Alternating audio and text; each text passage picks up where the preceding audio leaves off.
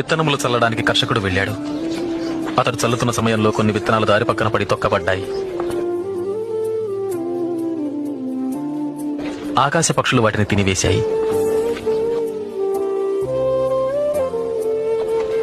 మరికొన్ని విత్తనములు రాతి నేలను పడ్డాయి. మొక్కలు మొలిచినను చెమ్మలేనందున ఆ విత్తనములు ఎండిపోయాయి. మరికొన్ని విత్తనములు ముళ్ల పొదలలో పడెను.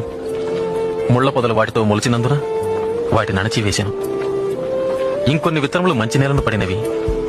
ఆ విత్తనములు మొలిచి పెరిగి నూరంతలుగా ఫలించెను. విత్తనము దేవుని వాక్యం. త్రోవ ప్రక్కన పడిన విత్తనములు ఎవరనగా వారు వాక్యం వింటారు, కానీ అపవాది వచ్చి వారి హృదయంలో నుంచి సందేశాన్ని దొంగిలించుకుపోతాడు. వారి నమ్మి రక్షణ పొందకుండాట్లు చేస్తారు. రాతి నేలను పడిన విత్తనములు ఎవరంటే వారు వింటారు, సందేశాన్ని అంగీకరిస్తారు కూడా, కానీ వీరు లేనందున కొంతకాలం మాత్రమే నమ్ముతారు. ముళ్ల పొదలలో పడిన విత్తనాలు ఎవరనగా వారు వింటారు,